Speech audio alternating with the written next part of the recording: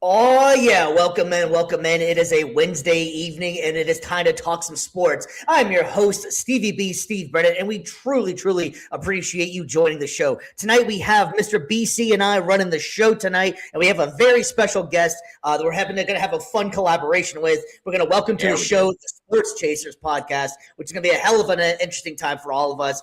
Really looking forward to that collaboration tonight. And man, there's been so much news in the last couple of days. We got a lot coming up. Major changes with the Steelers going on. You got Moore making his decision on what he's going to do at Oregon. There's a huge shakeup with the UFC co-main event that just came out the news. A.J. Brown, is he sticking around? What has he got going on? We also had the locker room speech that had everybody talking. Ben Johnson, if you don't know what I mean. We also had those playoffs in full swing in the NFL. We're definitely be breaking down that and talking about the matchups and talking about what we think is coming up. And, of course, we cannot leave you without a fun down-bad debate. We're going to incorporate the guys with us on that one as well. So it's going to be a lot of fun. But before we get into all that amazing sports talk, BC, why don't you let good people know what you have going on? And it's good to see you, my friend. It's good to be back. Good to be here on a Wednesday night here. A little midweek podcast action there for you. You know, the week's about halfway over. We're here to carry you over, get you through that hump day right there, and take you over into the weekend. We got our big show on Friday as well. But, you know, again, for all of you guys who've been following the show long enough, you can follow me at BCTheBrand_media on Instagram, BCTheBrand on Facebook. You can also, if you want to check out the website, bcthebrand.com. That's where I'm going to be doing all of my stuff, whether it's blogs, whether it's, you know, if you want to reach out for any voiceover work, you need any public address announcing, camera stuff, like it's where you can kind of find all the info there as well. LinkedIn, like you kind of name it, I'm doing it. And then also too, exciting news for the missus as well. She just started her own podcast as well. So it's kind of really exciting to kind of have it, keep it have the family doing their own thing with the podcast. It is Worth and Purpose, a lot of encouragement for, you know, a lot of the fellas here on Sports Talk kind of have some lady friends and everything, you know, they need some encouragement, some words of wisdom. You know, my wife is trying to bring that, kind of being a blessing to that community as well. So you can catch her over at Worth and Purpose on Apple Podcasts. Absolutely, man. Doing it big. Well, like we alluded to as well, we also are everywhere, and we really appreciate that you guys liking, subscribing, and sharing the show with everybody on there, that you got your friends, your family, everybody. We truly appreciate that.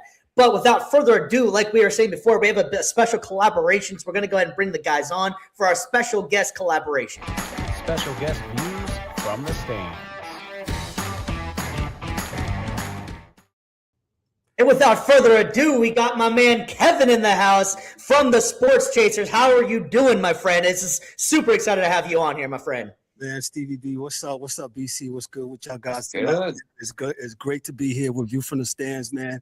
And I'm honored to, you know, hang out with you guys and like BC says, talk a little sports midweek.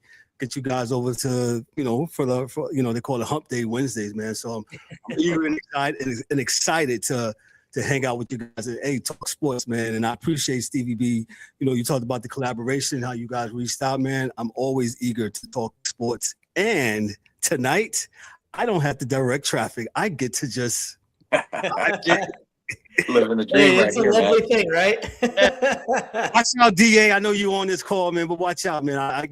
Because he always be saying, man, you need to get in there. I say, I can't direct traffic and be in there. So somebody's got to have some kind of what you call it, but it's all good, man. I'm glad to be here tonight, fellas. I appreciate you, and shout out to all your subscribers and all the people that's listening.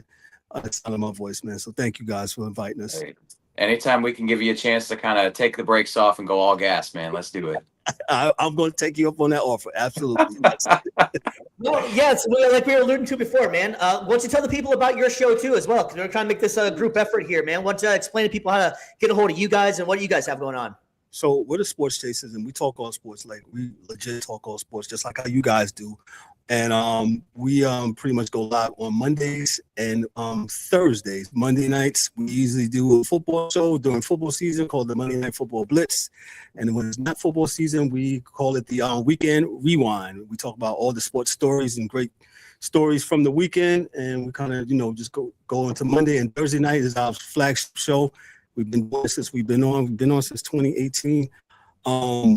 So we just been, we just called it the Thursday night show where we just talk about any and everything, man. So we bring down some of the hottest news topics.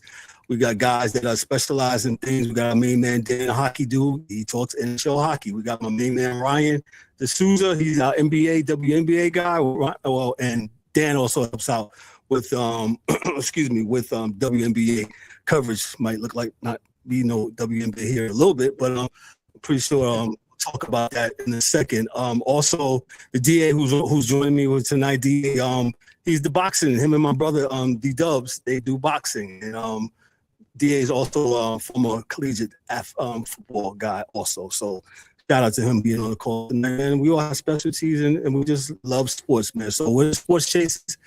You can see us at sportschaserspodcast.net. We're on every social media that you can name it. Hey, we even got onto school this week. So just search Sports Chasers and there will be. So we appreciate it for you guys having us on tonight, man. Thank you. Oh, 100%. Where are you guys based out of as well? Well, we're kind of different places, right? So the rest of the guys in the Charlotte, North Carolina area, I live down in South Florida now. 5 of us originally from New York City.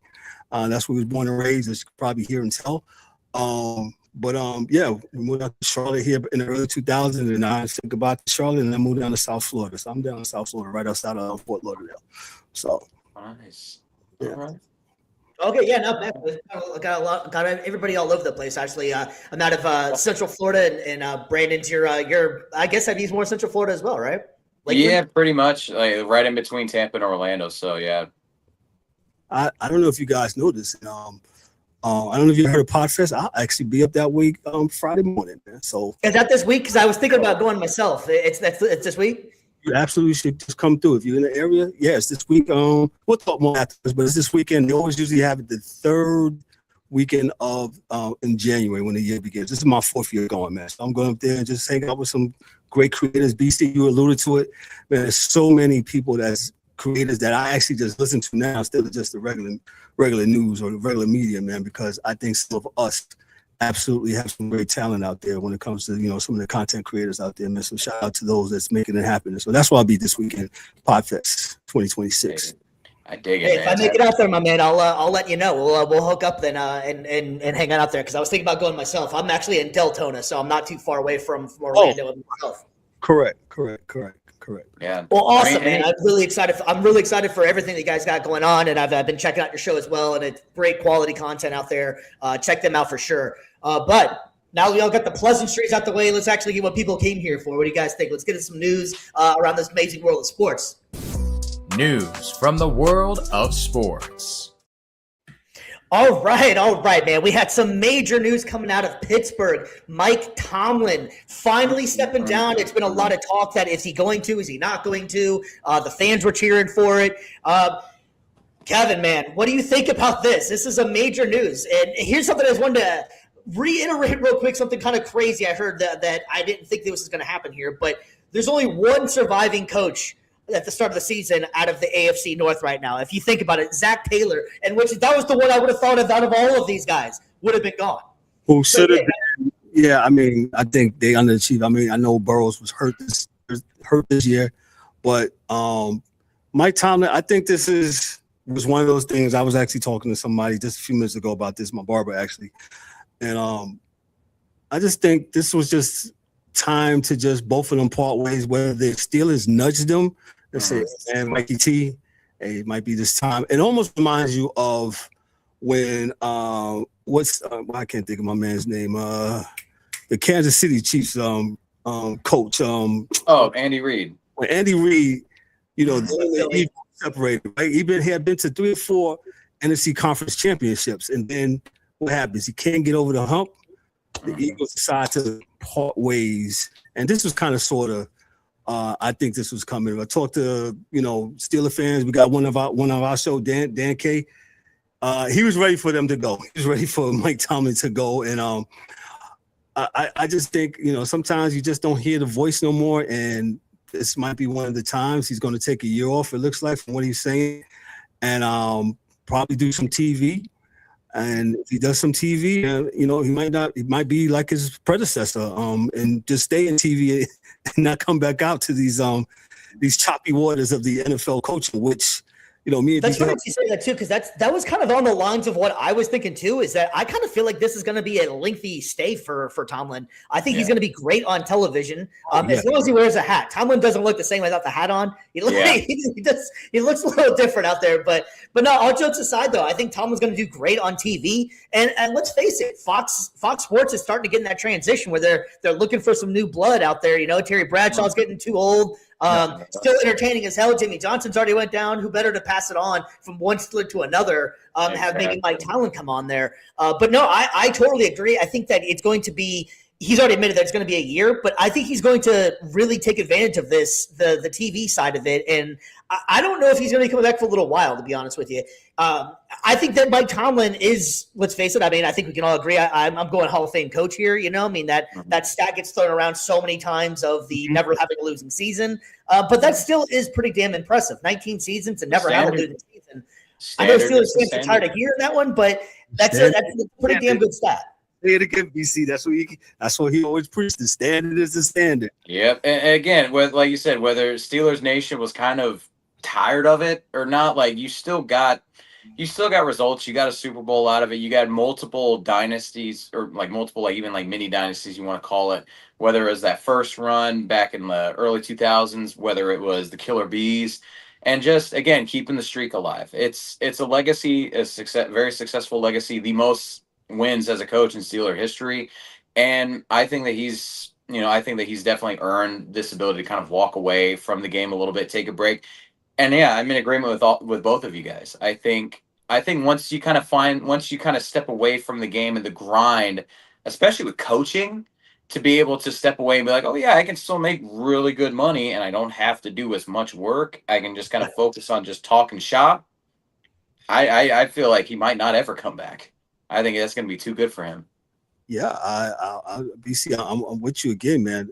Because you think about it, like you said, the grind of coaching and NFL coaching, man, it's something. They're the first in the building, the last one to leave, and to do it and to maintain this. Now, some people may say, okay, yeah, he was over 500 and never under 500, and he did what he did, but it didn't get results in the playoffs, man.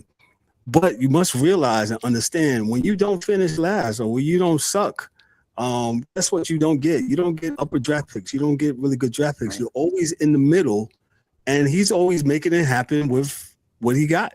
So, it's kind of two ways to I can see. I can see some of the frustration from the diehard, Steeler Nation fans. It's like, yo, man, I'm sick of this guy. We can't get past it. We can't get the first round win in over 10 plus years. And he hasn't won the Super Bowl since, what was it? 2008.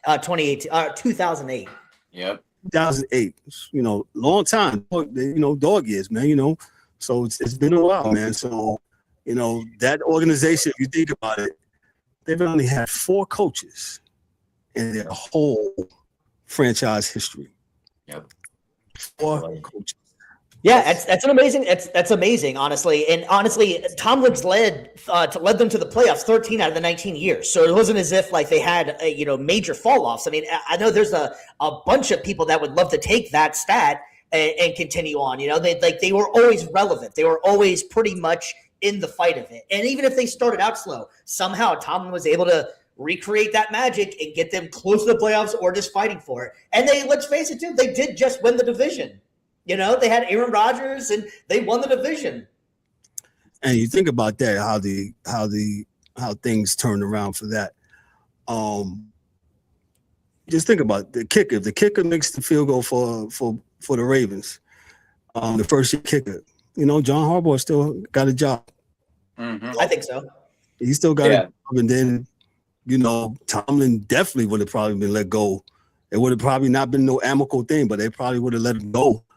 And it's just a lot depends, and people, understand fans. In my opinion, fans, they gotta be, they're fans for a reason, right? They're called fans for short, meaning fanatics, right? And sometimes fans and fanatics, they don't understand and of what their organizations are trying to do, and sometimes organizations don't give their fans realistic objectives on how they want to go. So it's give and take for both. And I think with Mike Tomlin, he'll go to chill out there for a year or whatever. And we'll see see if he calibrates and wants to come back again next year, man. So, I mean, you have Rob, thanks for checking in, Rob. Yeah, so that was came in yesterday. He announced that he was coming in there, stepping down. So, man, interesting stuff there too. And how wild would it be though? I mean, just something I was thinking of, just having fun with it or something. But what if Harbaugh took over the Steelers job? Oh my gosh! There's no way that happens. I got one of my guys on the show called Mike Mills. He's a Ravens fan. Him and Dan go at it each time they talk about it, man. And we have our own little chat group, and one of the guys put in and said, "Hey, what if I just switch coaches?" Yeah, exactly. It was like, it'll never happen. It'll never happen. Dude, something interesting too I did read as well is that the Steelers are going to hold on to, I guess, his contract as well, so that if on the off chance that he does happen to stick around or decide he wants to come back or something, he's going to be able to do that. They just can be able to trade him maybe. Yeah, and I mean, it is nice for them to kind of leave the door open for him like they did. You know, I think that's a pretty classy move. Pittsburgh's, you know, they for a team that's an organization that is all about grit, grind, toughness, tenacity, they also do find a way to keep it classy. And I'm glad that they were able to take care of Tomlin on the way out. But, you know, again, you know, it's one of those things, 20 plus years grinding it out versus just, hey, I can just talk sports on TV for a couple hours and I make pretty similar money. You know, I'm hoping that he goes that route. I think that, you know, he's put in his time. He's done his hours helping that organization out. I think it's now time for him to just kind of kick back and just enjoy himself a little bit. He's earned it. Yeah, no, I agree as well. So it's going to be just a wild thing. Do you guys have any thoughts on what direction the Steelers are going to go in going forward with this? Because they've pretty much always been defense. Is it time for them maybe to switch it around or is it like an overhaul for Pittsburgh? I mean, I know they don't like to fire coaches and get rid of people there, but is this maybe the time that they finally start to do that? What do you think, Kevin? I think they have a standard how they do things, and they will probably go defensive coach again. And you know who they pick, I don't know. I can't tell you right now, but I think they still will go with somebody defensive minded, and then they'll, you know, get somebody who can manage the offense, so to speak. And that's what I'm thinking. So. It's the Steeler way, man. I definitely agree. Yep. We just want to check in real quick as well. We wanted to invite DA into the show as well. You out there, DA? Yeah, I'm here. Can you hear me? All right. Perfect. We can hear you now. Man. So we're gonna go ahead and so we got you on just on audio, correct? Yes, sir. All right, sounds good. We'll make that work. Hey, so you're just joining in here as well. What's your thoughts on Steelers here? I could hear you guys, and I kind of agree. I think you guys kind of nailed all the points. I think that it was a classy move by him, by him and the organization. To let him step down. I think he may take a little time off and come back and do something. I don't think he'll do anything from a football perspective. Yeah, coaching outside of the Steelers. He may come back as a GM or one of those assistants or a consultant. But I don't think he'll go coach another team. He's a young man. He's younger than me. He's 53 years of age. So, but he's been doing this for a freaking long time. Mm-hmm. And coaching is not easy. It's a very hard occupation. And he just was in a great city with a great fan base. I think he'll be part of finding the new coach. And I heard someone say that, Fox has a lot of openings and they're doing a lot of things. That would be great. That's what I was thinking. I think he would dig it, but I don't think he would do anything with Terry Bradshaw there because Terry used to rip him apart back in the days for no reason at all. He called him a cheerleader.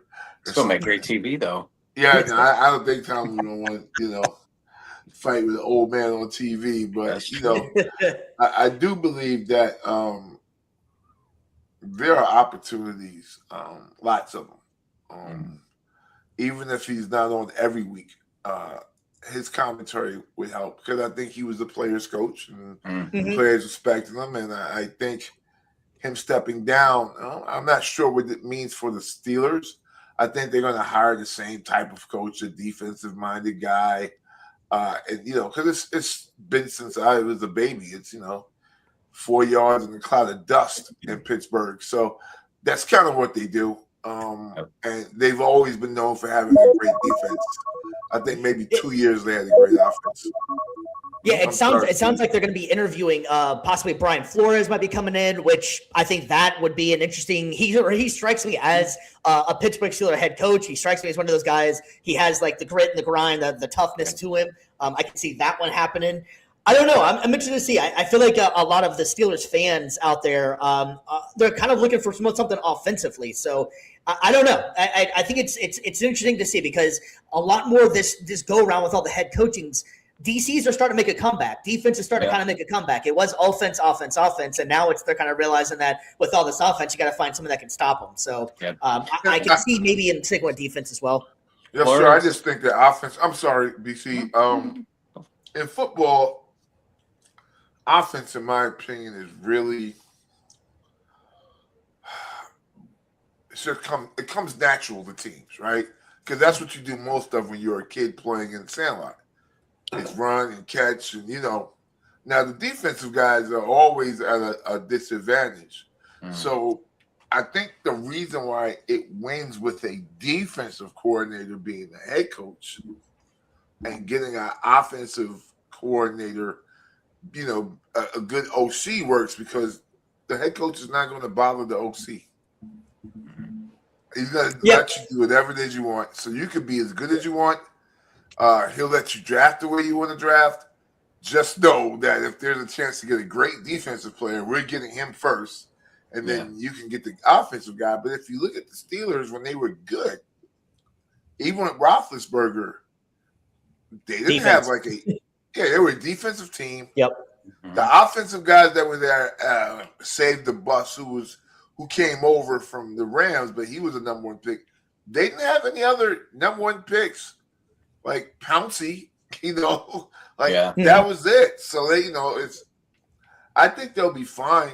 Actually, I don't think that they're that far away. As Kevin said, kick a field goal, you do this, you do that. During the season, you're okay. Now, this last game, there was nothing they could do.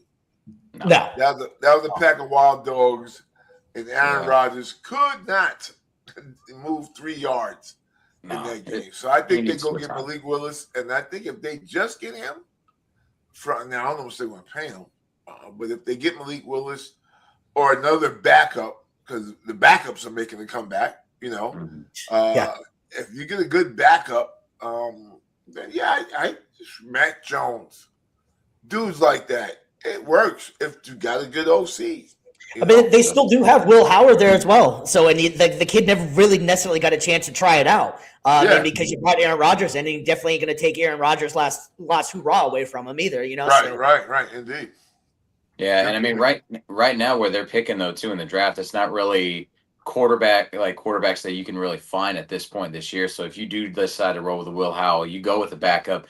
Give him a chance. I mean, at the very least, it's a low expense, high reward, low risk type option. And, if it doesn't work this year, then you play yourself into a top 5 overall pick. And then where the quarterback class next year should still be, I think, still really good going into it. Because then Manning is there, right? You have the next Manning is in the draft. So. Yep. Well, speaking of next year's quarterbacks, there was another big move that came out today. It was Moore. He's sticking around and going back to college, and he's going to stick around and play another year at Oregon this year. After just off that loss they had recently to Indiana. Man, I just heard it. I did not even realize the kid is only 20 years old. Yep. He is so young and has plenty of time to even improve a little bit more. And I think the writing was on the wall here after that performance in there. He's going to not necessarily be the number 1 overall pick. And BC and I were talking about it, and we've been bringing this up the last couple of weeks because I feel like this is going to be a new trend going forward with a lot more of these guys. If they're not going to make it number 1, and if the number 2 option isn't the greatest of options, I think they're going to stick around. I think you're going to be seeing a lot more upperclassmen sticking around now in college because the NIL money is so damn good, and not to go to a bad team. And it's college. You're still having fun. You can still be a kid there. It's not professional yet or anything. Get those double degrees. Agreed. Yeah, Stevie B, I was going to say, you said you hit all the points, and you said the bad teams, and you got the Raiders and the Jets, and Jets. Growing up in New York, thank God I picked the team that wears red, white, and blue, even though they're awful right now. Hopefully we'll get out here in a little bit. But the Jets keep being the Jets, and I don't know. And the Raiders, they have went from what they were before as a class organization to playing in the desert, and nobody really caring about them playing except for the opposing team's fans coming into the stadium and pretty much rooting them on, man. His performance this past week, man, he looked shell-shocked there for a little bit. And I believe him when he said he wants to learn, because like you said, Stevie B, he's young. So these guys could get a chance to just stay there a little bit long, learn a little bit longer, and, people are getting it now. If you expect it to be the savior of a team that's awful. And, they have a losing culture. They have a losing mindset. And all those things are a recipe for disasters. And, you're going to get different coordinators and different coaches, man. So maybe that is a good thing. Well, not maybe. I think that's a really good thing for him to stay. And like you said, the money is good, so these upperclassmen, they get to stay to make some more money too. So it's not like they're hurting for anything. Yeah, I mean, you risk obviously of injury. An injury can happen anytime, but I think that the amount of money, especially QBs, are making, you're still going to be all right even if it doesn't happen later on. You'll still be doing okay for yourself. I think he's 3-4 million in a year, somewhere around there. I think he needed more starts because he only had 15, and we got this old Parcells thing that you need 31. Yeah, there's 25. Yeah, it's 31, 25 or something like that. Yeah. So he has 15 starts. So he needs some more starts. Oregon not helping because their schedule is really not that strong. Like they may have 2 hard games a year. So he has to really take every game like it's a super practice. Like things that you don't do well, you got to do them well in that game and grade yourself and keep getting better at those things, because they're not going to have a bunch of competition in the Big Ten, as far as their schedule is concerned. And that's kind of, a big part of why there's some other NCAA things I love to talk about, but strength of schedule is important, not just for your ranking, but for your NFL career. Yeah. So if you don't play good teams, you're not going to. So when he got in this last game, right, against Indiana with the lights on him, dude was throwing the ball to the other team. It was dropping out. He couldn't catch a snap. Like it was like, wow, dude. Who have you guys played, right? So to put you in a state that when you got here in this game against Indiana, you really look like you didn't belong. And that's what you never want to do, is look like the JV. Yeah. And they look like the JV. Yeah, and Steve was kind of alluding to it earlier with his age. He's only 20 years old. That's the other thing. Like, it's crazy to think that we're looking at kids now coming out of college at age 20 and thinking like, oh, yeah, they're going to the draft. There's still like some jumps that can be made physically from like 20 to 21, even if you decide to stay longer to 22. Because again, a lot of these guys, again, we're not just talking about quarterbacks that are staying longer. You're looking at offensive linemen, defensive linemen, every single player now. We're seeing a lot more guys coming into the league that are starting to get more into their, early 20s or like almost mid 20s borderline, just because NIL money is really good. So, he could go to the draft this year and come into the league, and he's 20. Guess what? There's some guy that just gets drafted that's going to be 24 years old. That's a big gap, especially Indiana's team. I'm sorry, Indiana's team average age is 24. Yeah. So it definitely does help to stay back in college a little bit, get a little bit more experience, like y'all were talking about, get the starts under your belt, and just physically mature as well. Like mentally, he may be sharp, but physically, he's still got to put some work in the weight room. He's got to be able to put some more work, out on the track, and just developing his body more, fine-tuning it, making sure that when he gets to that stage and he takes those big hits from guys that are in their mid to late 20s, he's going to be able to take it. Yeah, and I think what this is one of the bright sides. As much as NIL is a mess and all of that good stuff, this is one of the bright sides of it is that I feel like that it's going to keep some guys around and make the game a lot better because they're going to be able to stick around for a little bit longer. There's not such a rush to just jump into the NFL. Yeah, I agree with you. I agree. It's not. We don't want dead air, so I think we should start talking. Yeah, I think it's a situation where you got those. So I guess he's he'll edit this stuff out though. But we got him live. Okay, yeah. So I'm thinking, like, to you guys, this point, between think of yourselves, 20 to 24. That's 3 years of lifting, running, and learning. I had a guy that big time. Well, he was a trainer for NFL teams and NBA teams, and then he was the guy that actually started the NASCAR thing with like college athletes doing the pit crew stuff. And we talked one day, and we were talking about calcification. Right. So the reason why NFL guys can do what they do is because their bodies have been calcified to the hits. But they can take the hits. And you can see evidently that bro couldn't take the hits against Indiana because he didn't want to get hit. Nope. He was like, he dropped the ball. Right?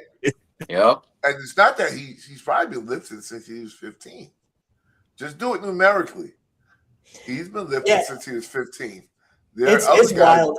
It's wild how much the body matures over time and everything like that. I just kind of random. You're talking about the body structure from your certain age to where you are now. I just was over the weekend going through my closets and getting rid of stuff. I was in the military, and when I was 19, I was in the military, and I tried to put on my uniform. Now that I'm 40 now, and I tried to put it on when I was my 19-year-old self there, I couldn't get it past like my elbow, man. Like I weighed like 110, 115 pounds. Like it's crazy how much you just grow into an adult, So you're completely right. I mean, you have to grow over time.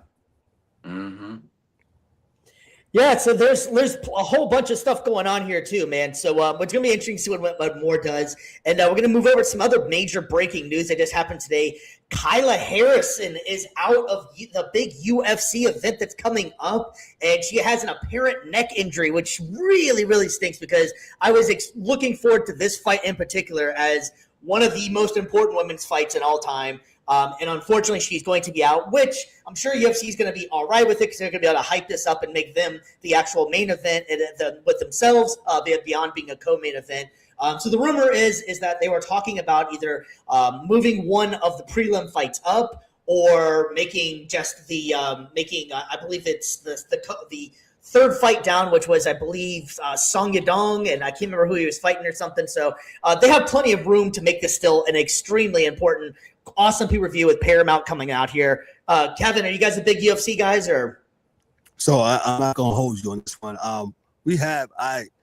I know a little bit about UFC. I call it expert and I have them come on and talk about it. But the only thing I can tell you about this, when Dana White, when our guy does come on there, Dana White was touting this, as you just said, as this is like would be the best women's UFC fight ever in his opinion, man. And it's a shame that that injury has happened to her, and hopefully she can bounce back and they can get this thing done again, man. But DA, he can probably give you a little bit more on Dana White. Might not the fight itself, but Dana White.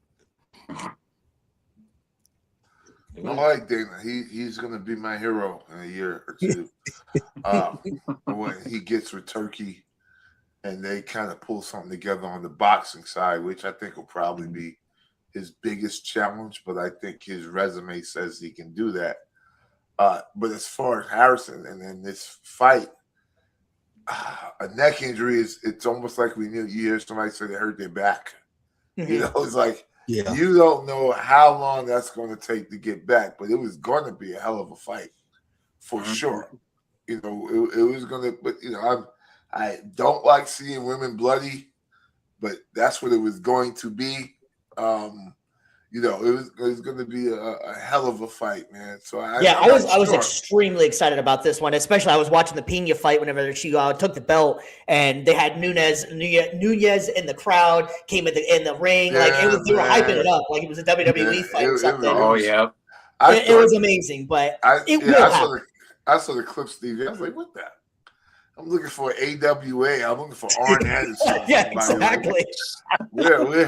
What the heck is she doing there? It's not your match. Storytelling right there, man. Like UFC's taking a big nod from a lot of like the quote unquote sports entertainment pro wrestling stuff. And I mean it works. There was a lot of eyeballs on this co-main event right here. Like you're saying, you're getting arguably the greatest women's fighter of all time coming out of retirement to try to take the championship.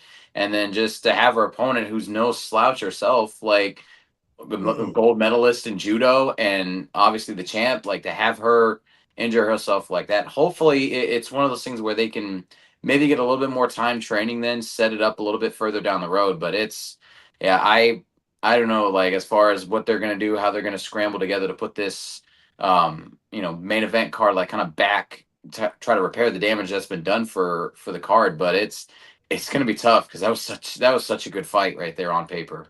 And you know, Dana has a habit of the show must go on, and I think this time is probably best left to leave it so the ladies can get well. I agree. Harrison can get well, and you know they can just train up a little bit more for the fight. And honestly, the other fights on the card too are all stacked as well. So it's not as if like they have like some slouches in the wings or something. Guys, Sean O'Malley and Song Yadong is the other one. I can remember who he was fighting, but Sean O'Malley is a name in itself that could be a headlining pay-per-view itself. So UFC, obviously, they'll be all right. It's not gonna. It would have been cool to see this fight, but it's gonna happen. This fight is way too important and way too big for women's sports for it not to happen. So I think just give it a couple months and they'll make it their own, and they'll be all right.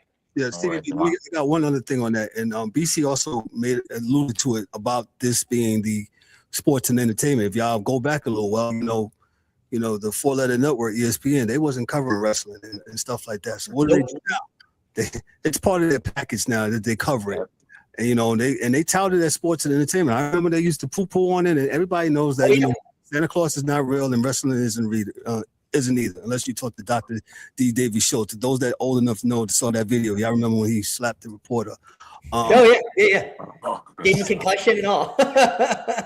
So I think it was John Stossel of ABC. Anyway, I think, like you said, BC, they're trying to take a book out of the WWE and add some star power to it, some storyline, so to speak, to it. Because if we really think about it, and I'm not trying to be disrespectful or anything, this type of fighting is MMA it's a niche sport, so to speak. So, I think they're trying to bring some more eyeballs to the center, and them doing that, they might be able to get that, because if you look at all the stars that's been in the last 5 years, John Jones, what's my other man, Conor McGregor, right? Yeah, those guys. And on the woman's side, I can't think of her name. Ronda Rousey. Yeah. So, once those guys was gone, McGregor, he's not really fighting no more. John Jones, he's, John Jones is, shout out to John Jones, man. I actually know one of his family members. Shout out to John Jones, man. But, it's just what it is. So, shout out to UFC. Yeah, it's gonna be awesome. They'll eventually make it work, and it will come to fruition. It's just maybe not today, maybe not tomorrow, kind of thing. But yeah. So another topic that we were going to be all talking about as well, and it's been a major sports topic going on for the last couple of days. AJ Brown and the Philadelphia Eagles.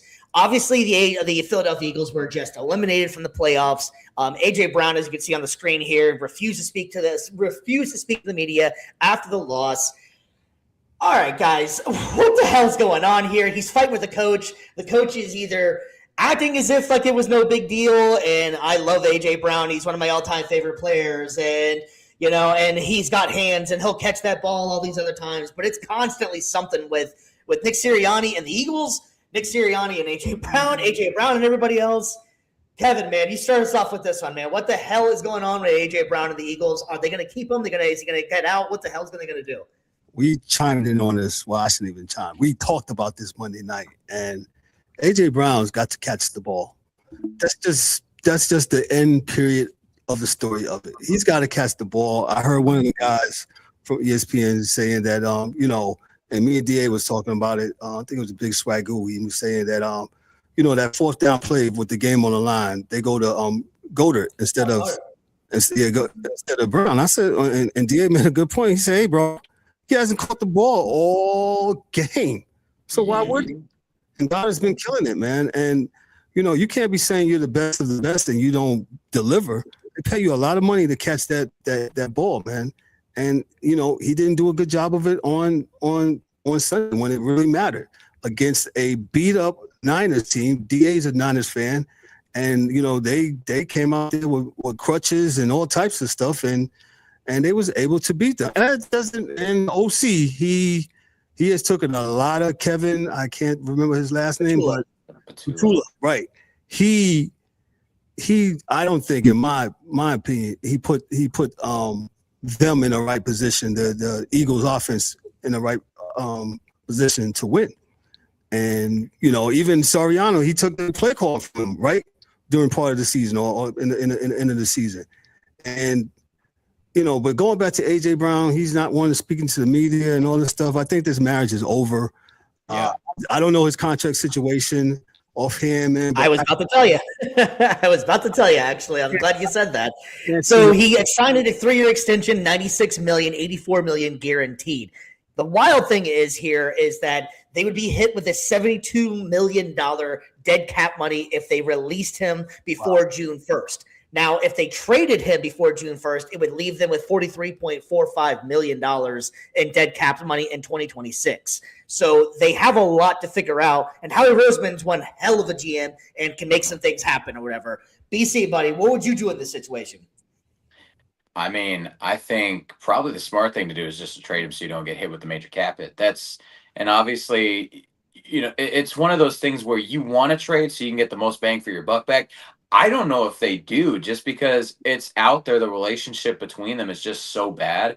I don't think really you can get, if you're expecting like a first or second round pick, I don't think you're going to get it, because a lot of teams are smart to that and to say, well, like you guys, like y'all's relationship sucks. If you want him off your hands that badly, you got to, we'll give you like a third or a fourth rounder for him, which it's low. It's low for a guy that at his talent level, but just with how shrewd we've seen a lot of teams with their draft picks over the last few years, like the Bucks were able to get Rob Gronkowski for a 5th round pick. So, it's one of those things where I think they'll trade him, but I think that they're definitely going to have to eat it in terms of what return on investment they're going to get to make up for the fact that they'll have a great amount of cap space by getting rid of him.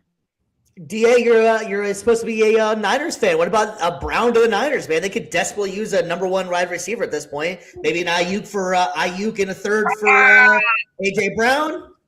I don't know. First off, if we did it, I would take AJ, and it would have to be a straight up trade because of AJ's salary, and he could get Ayuk. Could we just pay?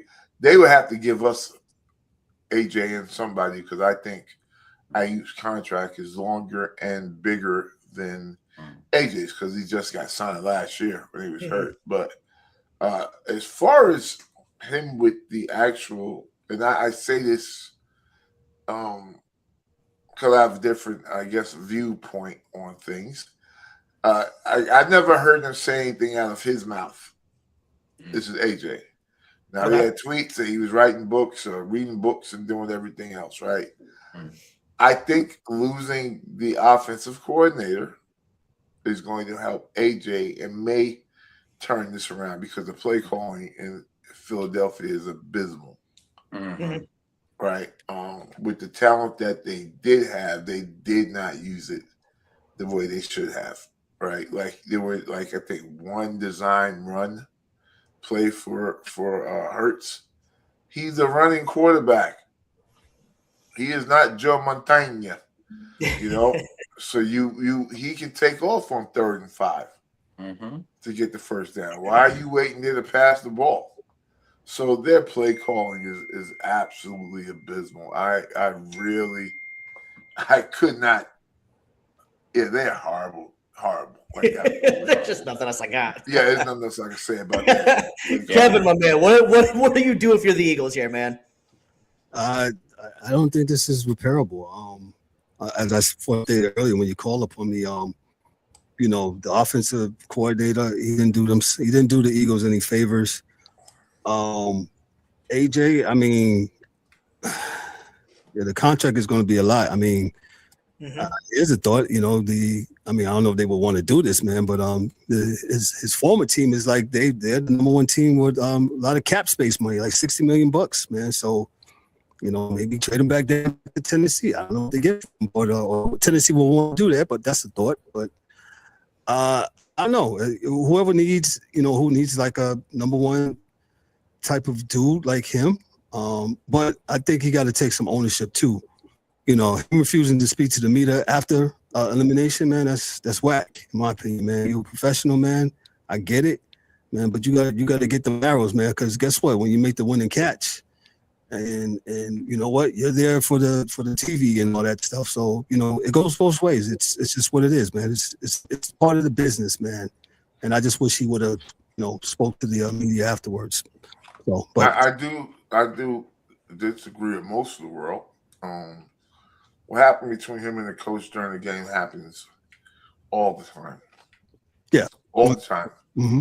You always argue, and that's why it's funny because Tom Brady was, doing the call of the game, and Tom Brady was like, yeah, whatever. And he said that because, if you ever watched Tom during his time. And Bill argued. He cursed out everybody. One time he cursed out Bill O'Brien, who was the OC so bad, like they had to go check on O'Brien. Tom needs to get at you. So I'm not really worried about him. Hell, Travis Kelce ran into Andy Reid, and Andy Reid was like, "Oh, I loved it." Yeah, well, you think about it, right? This is the other thing I'm gonna say about AJ, and it's I always believe this. Number one receivers do not grow on trees. So just know when you let him go, you have to find another one. Yep. And Smith isn't going to replace him. Smith is a great sidekick. Absolutely, he's a good two-slot receiver, great player. But the reality is that you're gonna have to find another one. So it's like when people say, "Oh, you can sell your house," and you sell your house, maybe $200 in the black, $200,000 in the black, and that's still not enough to buy a house. So, you're still missing a house. And if you let go of AJ, you're still missing a house. So, I agree with you on that for sure. And I think we're kind of all agreed on it as well, which we haven't been talking about it, how bad the play calling was in there. I do think that might be the only thing that maybe keeps this thing together. It's like, okay, hey, maybe they come together in the offseason. Let's start fresh. Let's start from scratch. Obviously, the play calling was not right. And on top of it, too, I heard this as well, and I didn't realize it, but this is going to be their fifth offensive coordinator in the last 5 years.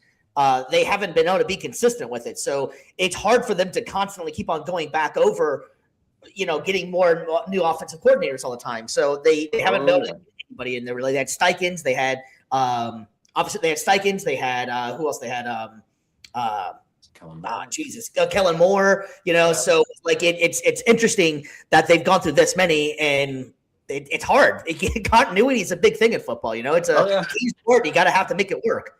I can speak to that problem in Tampa right now. We're having a bit of that situation, getting rid of Grizzard, moving on to our fifth guy in like 4 or 5 years too. And people don't really understand, football. I played only at high school level, man, but it's like almost ballet, so to speak. There's a lot of coordination, so to speak, and you got to have all these moving parts together on the field in harmony and synchronization, and you keep on changing the person who's calling the plays. That's gonna amount to something. In my opinion, we say it on our show all the time. I mean, what do you want some of the guys to do? And we sometimes we'll run it down, but like, hey, just like how you did, Stevie. Hey, man, this organization has had 5 I didn't realize how much they had. 5 OCs in the last 5 years. Yeah. It's a wonder how they overcame and won the Super Bowl the year before last. So last year. So kudos to them, man. But there comes a point, man, where you got to have some continuity, where you have to have some staying power and be like, either we're going to stick with this or we're not. Or you guys may need to vet people better. Or I think Kellen Moore, he went on to do other things. Am I correct? So he's the head coach of the Saints. Yeah, right. Sorry, he was the head coach of the Saints, and so if your guy's great or good, he's going to move on to better pastures, man. But that's just my opinion on that. No, I agree with that. I mean, it's something that we saw again, being a Bucs fan, like seeing with Liam Cohen, turn that offense around, brought it back to like the Brady era numbers where they're like top 5 in every statistical category, and now he's coaching in Jacksonville and he's doing really big things with them. And as a quarterback too, to have to run through that many offensive coordinators, learning all those different schemes, all those different things, it's so draining on you. And I'm surprised guys like Baker, guys like Jalen are still staying with those teams, because it's like, yo, my guys, can I get some stability back here? Like, I can't, you guys are expecting MVP level performances out of these guys every year, but then you're throwing like 40 different schemes at them too. And it's like, eventually they're going to get kind of tired of it and look maybe elsewhere for some stability too. Maybe go with that OC to a new place. So you gotta factor that in too. That's wild too. If you think about it, man, think about Jalen Hurts in that situation. If they've gone through 5 different, and just since he's been in the pretty much been in the NFL, he's transferred from Oklahoma, transferred from Alabama. Like, dude has pretty much had a new offensive coordinator damn near every year of his playing career since he's been in college. If you think about it, that's wild too. That's what makes him great. Yeah. Well, speaking of a OC that's making being a head coach, man, if you didn't hear about this one, this was absolutely insane and awesome. First off, that was an awesome game, the Bears and Packers. That's what football is all about, that rivalry, and I'm so glad that was able to play out the way it was. With that, should have been Monday night. Should have been Monday night. What's that? I said it should have been the Monday night game. Oh, absolutely, should have. Absolutely shouldn't have. But the big thing that Ben Johnson, besides getting the win, was this little segment that right here. Man,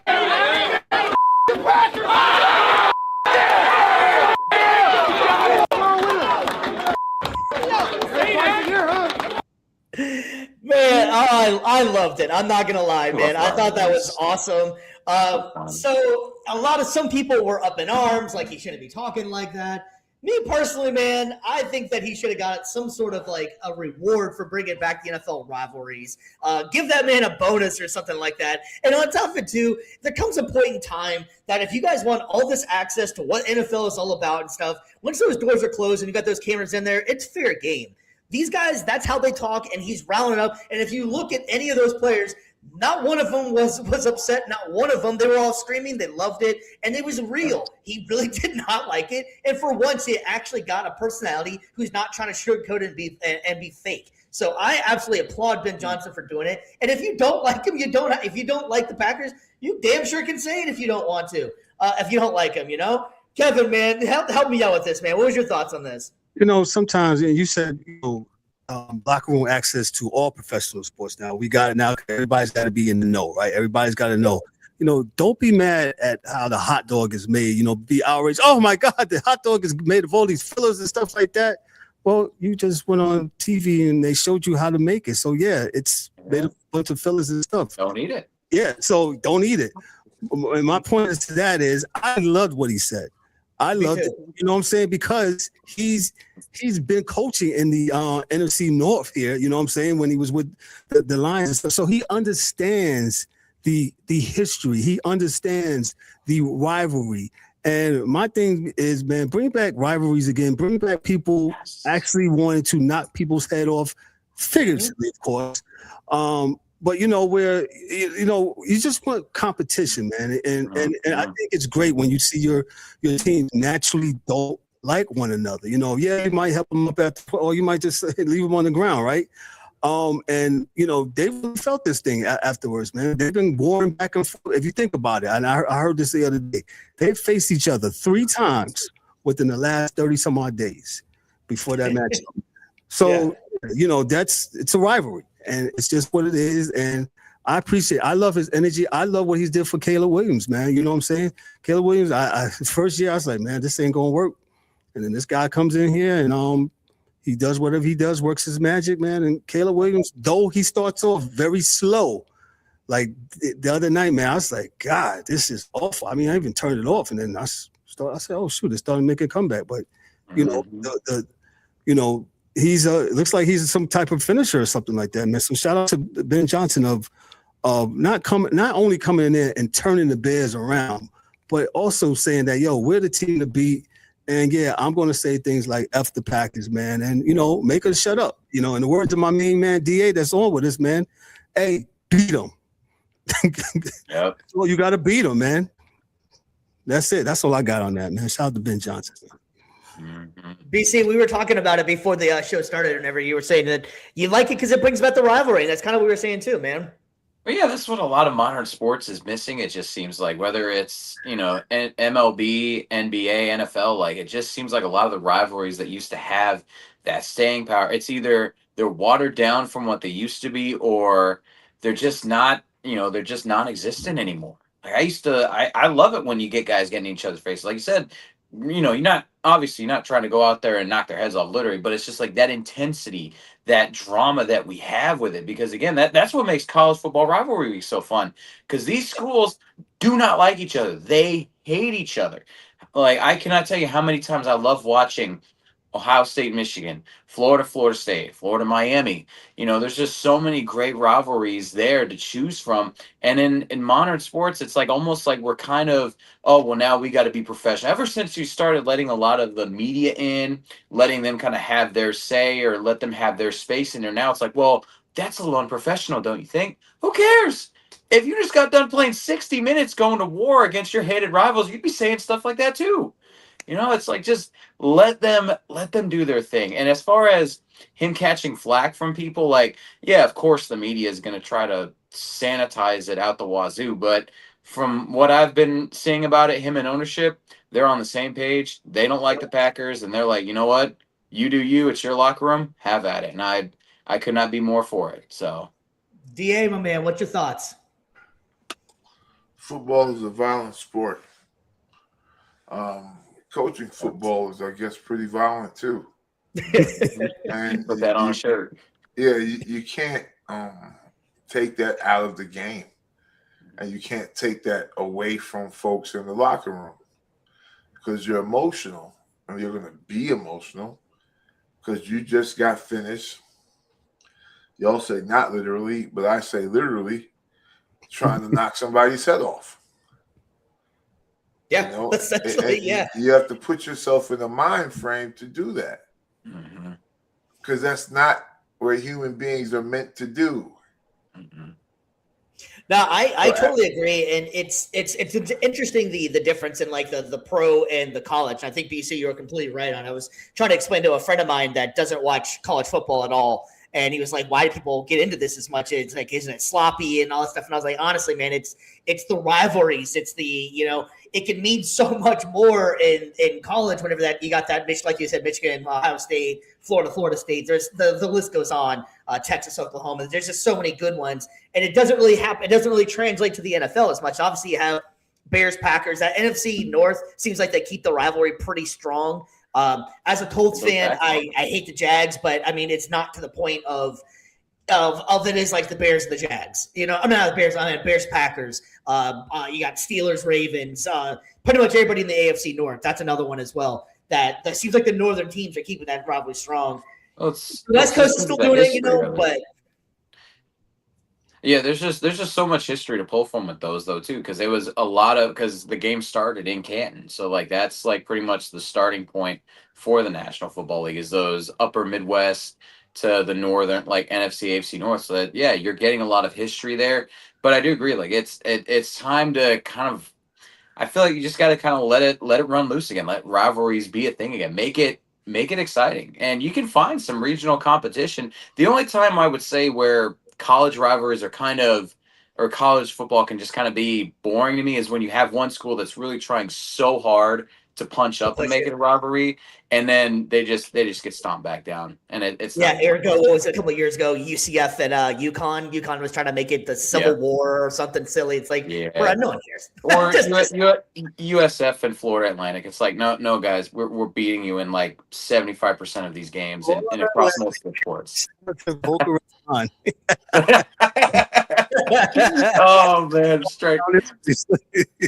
No man, I don't. Wait, we strike nerves over here in Tampa, man. I remember, gosh, I think the one from this year, the handshake between Golish and I forget the one from FAU, but it's just like the whole week everyone's like, oh yeah, this is our rivalry week. FAU, we're coming to USF. I'm like, no, bro, it's not a rivalry. They tried though. They tried. It's not a rivalry. I was going to step in and say, if you look at some of the other sports, I'm a baseball dude too. So if you look at like the Padres and Dodgers, man, they hate each other. Legit hate each other. When the Yankees and Red Sox were, I know they just played this. I'm a Red Sox fan. Kevin, close your ears, man. When Pedro threw Don Zimmer on the ground, man. Oh my gosh, yes. Yeah. Pretty beat up when Clemens when Clemens and what's his name got involved into something. Yeah. So Manny. It just goes a long way. As a Knicks fan, I was talking to somebody the other day about the Knicks and Heat back in the days when they each other in the conference finals and conference semifinals and stuff like that. Okay. Yes, bring back rivalries as they should. And as DA says, man, sports is absolutely, it's one of those things, it's so emotional, man. So I don't understand how we gotten away from it. Well, BC, you made a good point about that. But it's okay. Ben Johnson, say it again. I hate F the Packers and his. And on that note, here you go. One more time to close it out for you.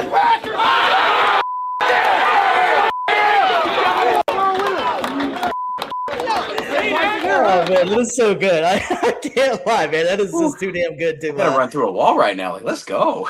Oh boy. All right. Well, speaking of those Packers and what we have going on now, it's time to jump into those divisional weekend. And man, this is going to be some exciting games here.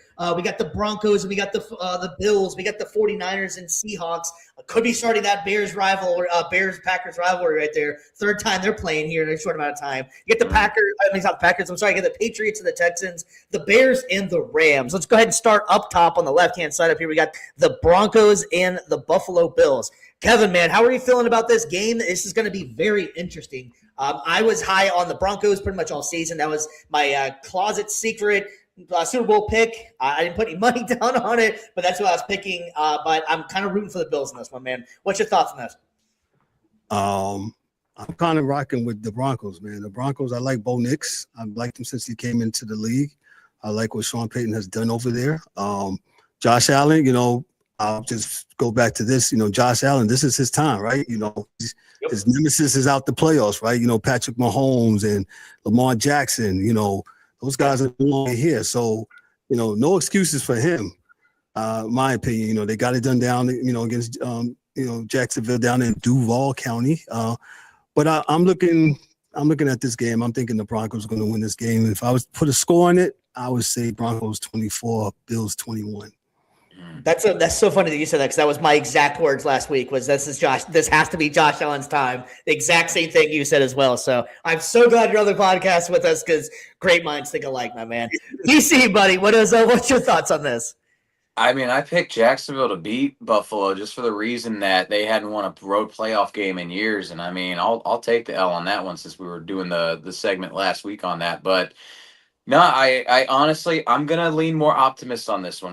Again, this seems to be Josh Allen's year. This seems to be the year of breaking curses. So I'm going to give the Bills the surprise upset in this one, just because when it comes to playoff experience and quarterback play, I got to give it to Josh Allen. I feel like he's going to find a way to upset the 1 seed and one of the best defenses in the league. And I feel like Bo Nix, he's going to do something late in the game that's, a lot like Trevor Lawrence. I think he's going to commit late game turnover or turnover on downs or something. I think that'll be what costs them, but they'll grind out a win for Buffalo. DA, man, what's your thoughts? Broncos defense travels, and they don't have to travel this week, but defense travels, and Josh got beat up last week, man. You know. Yeah, this one's going to be tough, man, because I agree. I think that Josh Allen is, you can, like they always say, you put the Superman cape on and he can do so many things. Except this Broncos defense is just on another level, man. They're pretty damn good. I'm pulling for the Buffalo Bills just because it would be great to see them finally get over that hump that they've been trying to get over to for so many years. And yeah, exactly. You know, and I like Josh Allen a lot. I think he's an amazing player. I just think it's going to be really difficult for him to go on the road to Denver. Playing in Denver is a whole other story. It's going to be difficult. I'm going to take the Broncos in this one, but I'm pulling for the Buffalo Bills. All right, so then we got another game up there, man. On Saturday, we have the San Francisco 49ers and the Seattle Seahawks, man. And the Seahawks, man, what a year it's been for them. They went from, a couple of years ago being kind of laughingstock to now in the last couple of years we're playing one of the best defenses, and now they're getting the offense going with JSN. Seattle Seahawks are looking very, very good, and the San Francisco 49ers just keep on finding ways to win. They went against the Eagles last week. I really thought the Eagles were just going to run all over them, and it wasn't going to be much of a game, and I thought it was going to be over quickly, to be honest with you, but San Francisco just finds a way, and shout out to Kyle Shanahan. They're doing one hell of a job. It seems like he loses a player every 2 hours and can still manage to continue to win games. So Kyle Shanahan deserves a lot of praise, a lot of credit out there for maybe even Coach of the Year. Kevin, help me out with this, man. How are you going to break this one down? This is a very, very interesting game. Bitter rivals. Bitter rivals. NFC West. The Seahawks, though, we talked about it on our show, I think the other day, how, they got the no-name defense for real. This is not how they had the defense when they had Richard Sherman and them dudes, man. But this no-name defense, man, they have been playing well all year long. And I like their chances at home. They got one of the best home venues in football, man. And I like for them to win this game. If I was going to put a score on this, I would say, because the Niners ain't really scoring a bunch of points, I would say Seahawks 17, Niners 9. Ooh, defense. All right, BC. No, I'm gonna agree on this one as well. I do like Seattle's consistency more than I do like Denver's. I think that they're just a more balanced team, and I like the quarterback play better from Sam Darnold than I have with Bo Nix. So that's why I feel pretty confident in having them going over San Fran in this case. And again, as great as Kyle Shanahan's been doing with this team, I also you got to take the hat as well to Kubiak for Seattle as well. Like, again, a well-constructed, well-run machine on offense and defense. Again, just there's no stars, quote unquote, but it's the team is the star.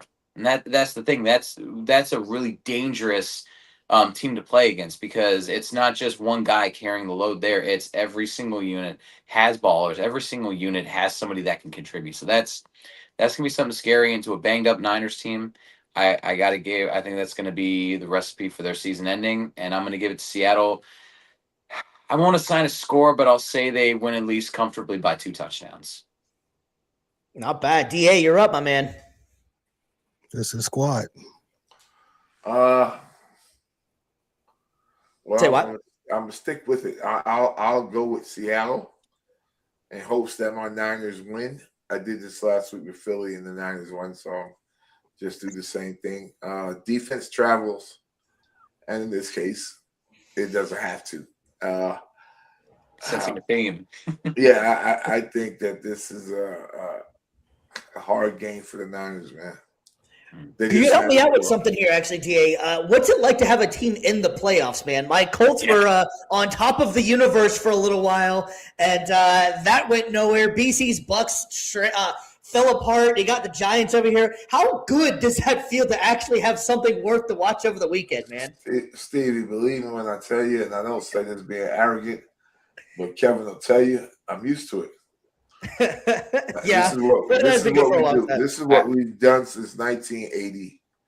We're always there or close to being there. Yeah. I told my crew that I would have rathered us lose so we can get a high draft pick. He did. And get some other weapons, because whether people want to believe it or not, there's only one winner in the NFL. Mm-hmm. And in the words of Ricky Bobby, everybody else is first losers. Yep. So the first year last. Yeah, I would. Yeah, if you're not first, you are last. So, that said, I would have rather us lose some games and get to the top rather than be here and choose somewhere at the bottom of the first round, which there may not be anything there, but it matters not. I think the Niners will probably lose this game because our defense, though Robert Saleh is probably doing a yeoman's job out there with that defense, Yes. they are still desperately undermanned for this situation coming up this weekend. Yeah. I did hear Fred Warner possibly could come back, but we'll see, man. Yeah, I don't know him out there getting hurt next year. Yeah, exactly. That's the other guys checking in, man. Seattle to the Super Bowl. I don't believe in the Bears. Texans will upset the Pats. Denver will wrap up the Bills Mafia. Thanks for checking in as well. I hope he's gonna be able to get on the show with us. He said he wasn't able to at the time, so he said, okay, fair enough. Yeah. Hey, well, next time for sure. I'm going to take Seattle in this one as well. I think that they're just too much to, like you were saying as well, that the 49ers are kind of coming in and limping a little bit. They lost Kittle as well. They're going to have to be really, really efficient with their play calling. So yeah, I'm going to take Seattle in this one. I think they're going to give it everything. I think San Francisco is going to give everything they've got.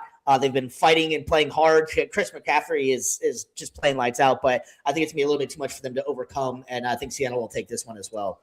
So we got another one down there as well. We got the Houston Texans and the New England Patriots. This is going to be a very interesting game, and I think it's going to be a very low-scoring game if I had to pick, just because I think both defenses are going to play outstanding. The last time the Patriots played against the Chargers, man, they were just all over Justin Herbert. I believe they got 6 sacks in that game. I think it's going to be one of the same, and the Texans defense is just something scary, man. With what they got going on with that defense, it doesn't necessarily matter how many points you score. That defense is just unstoppable. That it's impressive as hell to see what they did. And it's really working out with that, how they went back to back in those picks, with getting Will Anderson and making that pick again. So I think that's worked out really, really well. And I'm surprised more teams haven't tried to do something along those lines. Kevin, you're up here. What's your thoughts on this? Listen, both defense, like you said and alluded to earlier, man, it's good, man. But Houston, Monday night, man, they put on the clinic, man. They beat the hell out of Aaron Rodgers, and might even force the old guy to retire. Who knows? But please. Wow. If I'm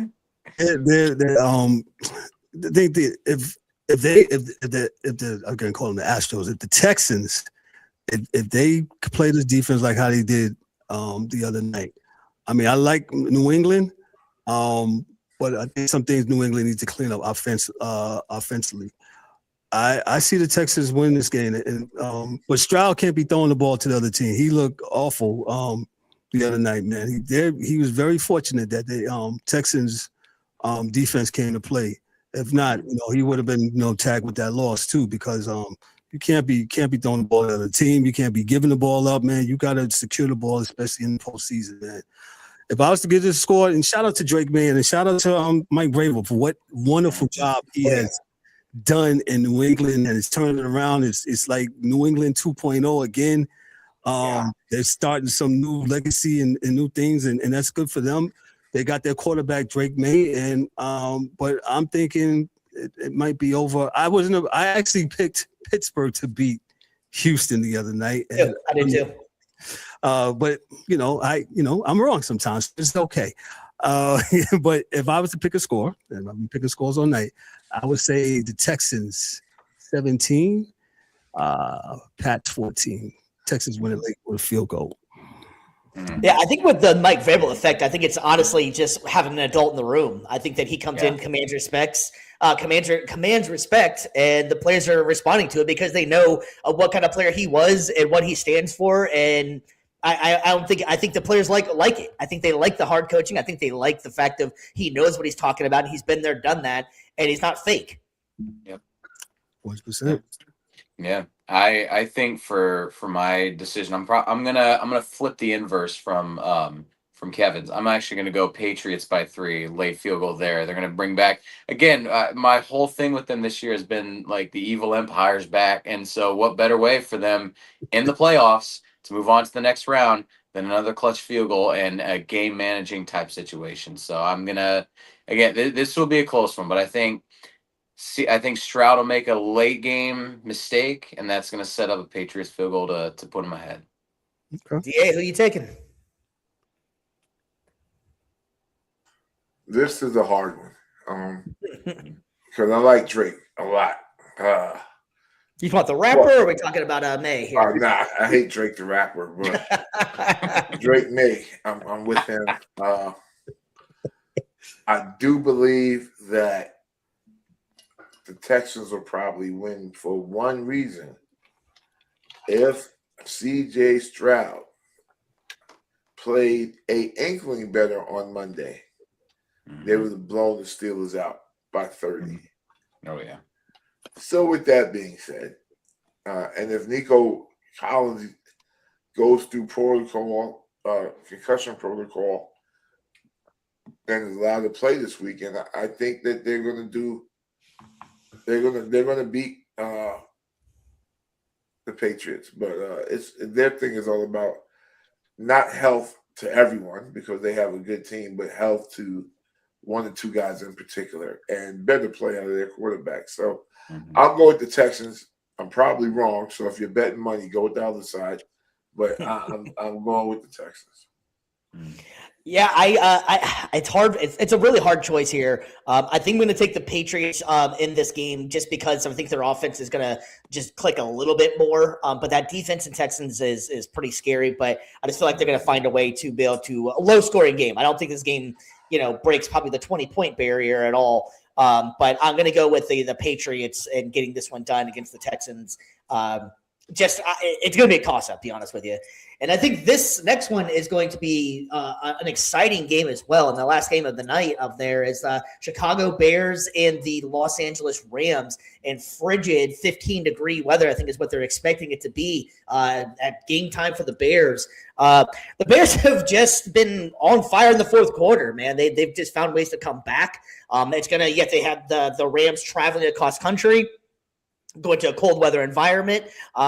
From when I was listening to the radio this afternoon on Sirius XM, they were talking about that as long as it's not in the negatives, it's not as bad to play in. But it's still going to be pretty damn cold. It throws you off a little bit, so I think they'll be fine on that. I think that the Rams offense is just on fire. And the Bears defense is, if they don't get turnovers, they allow a bunch of points. So that's going to be the biggest thing. If they're able to stop Matthew Stafford, which a lot of people haven't been able to this year, it's going to be a long day for the Bears. I'm going to go ahead and make a pick in this one. I'm going to take the Rams. I really believe in Puka and Devontae, and I think the running game with Kyron and is going to be pretty good as well. And Stafford's just been on fire this year. So I'm going to go ahead and pick the Rams over the Bears in this one. Okay. Kev, you up? I'll say, as I alluded to before, the Bears played like two games within one this past weekend. They finally woke up in the fourth quarter. I don't think they better not do that against this Rams team, man. And like you said, their defense is either feast or famine. Hopefully they'll be feasting this week, but and the Rams, getting back to the Rams, Stafford, I don't love him like that, man, but he gets it done, man. Super Bowl champion. I love Puka Nacua, man. The guy is everywhere and anywhere, man. And I love how he plays. And the Rams defense is no slouch either, man. So if I was to say, if the Bears play like how they played this past weekend, or any kind of inkling of that, man, they're going to lose this game. I'm saying the Rams 28, Bears 21. BC. I think it's going to be a shootout, just like both the previous games that they were in. I think it's, like we said, feast or famine type of day for both teams. But I think the cold weather is going to play a factor. Just Matt Stafford, and just found this out, like in any cold or rainy games, anything that's not fair weather, since he got traded out to LA, he's 1-9. So I think, that I definitely don't think that that's a stat that's going to favor him. And I think it's very dependent on, I think the team is very dependent on how he does. So I feel like his performance, I think it's going to come up short here. And I think the Bears defense, they're so opportunistic. I think that they'll, again, it's a theme with me. Late game takeaways, I think, are going to cost the losing team. And I think Chicago is going to win 31-28. I'll call that one. Last but not least, DA, you're up. Yeah, man, I'm going with the Bears. I don't like either team's defense. I do like Stafford. I do like his offense, but I'm just going to go with the cold weather effect. And Ben Johnson is becoming a very good coach right in front of our eyes. So I could be wrong, and I probably am, but I'll go with the Bears. The Bears. The Bears. All right, great. Oh, I needless to say, everybody's super excited about these playoffs going forward. It's the time for the big boys to step up here. So we're gonna go ahead and leave the gridiron and go ahead and head to the hardwood as we're gonna jump into tonight's down bad debate. It's time for the Down Bad Debate. All right, the down bad debate tonight. If you're new to this, and I'll explain to the chasers since you guys haven't joined us for this yet. First, what we usually do is we just kind of find a topic that people are trending and talking about. We usually put something up and kind of debate it ourselves. So this one was basically you have to cut one of these players to make a 5 in here. Either there is 7. They just gave you an option. I just realized that one, but you get the idea here. So, anyways, we have Giannis Antetokounmpo. We got excuse me. Man, it's getting late. You got Antetokounmpo. You got Victor Wembanyama, Anthony Edwards. You got the Joker, Jalen Brunson, Cade Cunningham, and Donovan Mitchell up here. Kevin, I'm going to have you go first, man. You have to cut one of these guys. Who you take? Who you cutting? All right, as a Knicks fan, we have shout out to my main man Ryan. He's been trying to push this gentleman on us as a trade. I don't want Giannis. I think Giannis is a great player. Giannis is hurt. He's if he was to do it right now, not saying totally for all those that might be in the comments, and yes, put it in the comments as we say on our show. Put it in the comments. Mm-hmm. If I was to cut one right now, it'd have to be Giannis. If you go from Cade Cunningham, man, Cade. We've been talking about Cade. DA. Let me hold on. DA's been talking about Cade ever since he's been in the league with the Pistons, man. Of course, Jalen Brunson. He is what he is with the Knicks. Jokic, man, I think people got Jokic fatigue, man. The guy could be the MVP the last 3-4 years, man. You know what I'm saying? Ant-Man, he is who he is. The guy can play. He's a dog. Victor Wembanyama, he's coming into his own, and he's showing some toughness too, man. And I like that, man. I like that. Some big man that's kind of, not filled out like how he's going to be. I think with him, he's going to be one of the greats, man. If he keeps on playing. And how he played, and my main man from Cleveland, man, he's New Yorker too, and Donovan Mitchell was doing his thing, man. But if I had to leave one off, I would have to say Giannis because of this year, because he's hurt, and I don't think he is. He's a great player, man, but I would have to do without Giannis right now. If it was me. BC, make the tough decision, my friend. I mean, I might make 2 right here just because if we're doing a starting 5, like if we're gonna go with 5 right there, I mean, I'm gonna go ahead and one up. I'll do 2, and it's gonna be the 2 guys on the left. It'll be, like I said, Giannis. Like to Kevin's point, he's been really banged up, and his style doesn't really mesh well with Jokic and Wemby as much. And then also too, I would say Donovan Mitchell as well, just because I like. There's no small forward on this roster. Pretty much, it's all guards. So if I was making a starting 5, I'm going Brunson at the 1, Ant at the 2. I'll have Cade because he's a good kind of all around. He's the closest I would say on this list to kind of a small forward as a point forward, and then Wemby and Jokic at my 4 and 5. And I feel like the combination of defense, passing, all around play from multiple different positions, to me that combo right there gives me the best. And plus, Jalen Brunson in the fourth quarter, he's so clutch. So it's like I love being able to give the ball to him and tell him, go get your shot. Yeah. So if you had to end up just cutting one of these guys, who would it be then? It would probably just be Giannis again from just the injury factor. And I just feel like Donovan being a 6th man off the bench, I feel like just that's kind of what you want more of off the bench nowadays in the modern league. Just more shooting, more perimeter play. That's just, sorry, Giannis, you're the odd man out here. DA, who are you taking off this list, my friend? No, it's the same thing. It's Giannis, and it's simply, this is the reason. What Giannis does, I can get from both Jokic and Wemby, I get the shot blocking, I get the basket making, I get the rebounding. So if I got Jokic at the 4 and Wemby at the 5, I don't need Giannis. As stated by BC, I would have Cade at my 3, Brunson at my 1, Ant-Man at my 2, with Donovan coming off the bench. Mm-hmm. So, yeah. All right. Yes, I guess I got to make a decision here, too. And just to break the monotony up a little bit, I would probably go Donovan Mitchell is going to get cut. And only reason, and honestly, surprisingly enough, because I'm always like the Ant-Man hater on the show here. I think Ant-Man thinks that he's better than he is, but that's just me personally. But anyways, I think I would go with I would probably cut Donovan Mitchell. I feel like you could get enough scoring out of Brunson if you needed to, and even Cade as well. Victor's going to be able to get you some points as well. So I think that's one of his strong suits in there. Mitchell is an amazing offensive player. Defense is all right, but his main prowess is some scoring really in there. So I think I would cut him in there, and I would like to have the defense if I keeping Giannis on the team. So it's a tough decision. Don't get me wrong in here, but I think I'm going to go ahead and cut Donovan Mitchell off the list on here.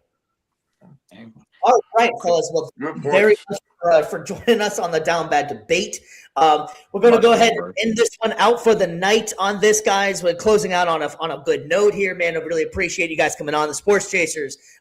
Kevin, why don't you let the people know one more time if they're just tuning in on where to find you guys and what you guys have coming up. Check us out. We actually go live on Mondays and Thursday nights. So we'll be live tomorrow at 7 p.m. Eastern Standard Time.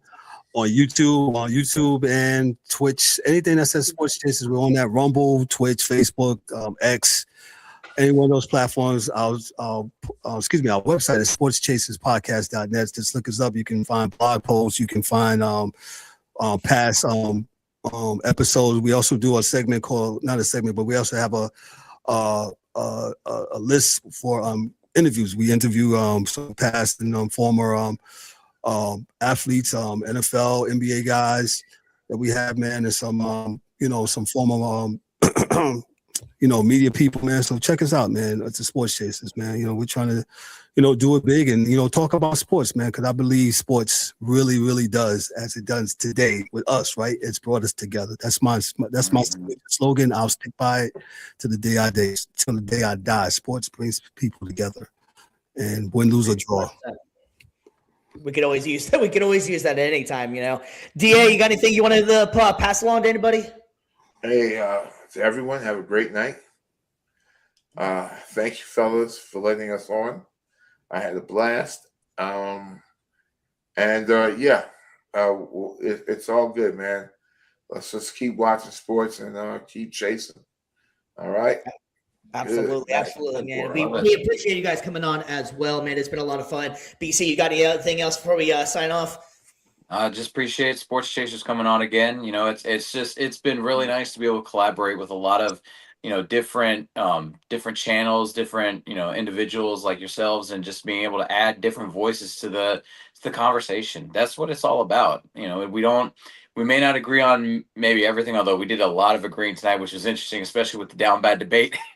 Not as heated as it usually is, but it's just good to be able to hear from just a wide range of voices. And again, we're all coming together. This is something we love. So, we both, we all appreciate it. We appreciate you guys coming on, and definitely looking forward to any collabs in the future for sure.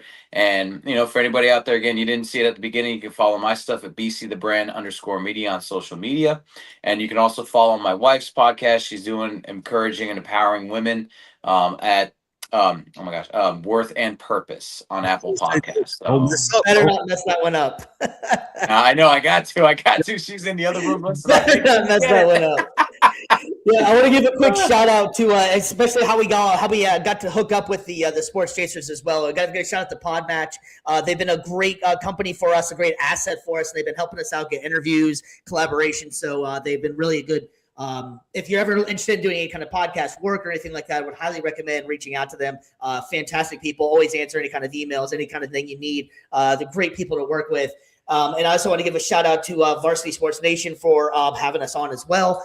So that's been a great experience. And please, just like we were saying before, give a like, subscribe, pass it along to anybody and all your friends and family. You don't have to know the person. Just give them a like and subscribe and tell them if you want to talk some sports. You got the Sports Chasers. You got Views from the Stands. We're going to go ahead and wrap it up for you tonight. Be safe. Have a great night. And we will see you guys very, very soon. Peace. Peace.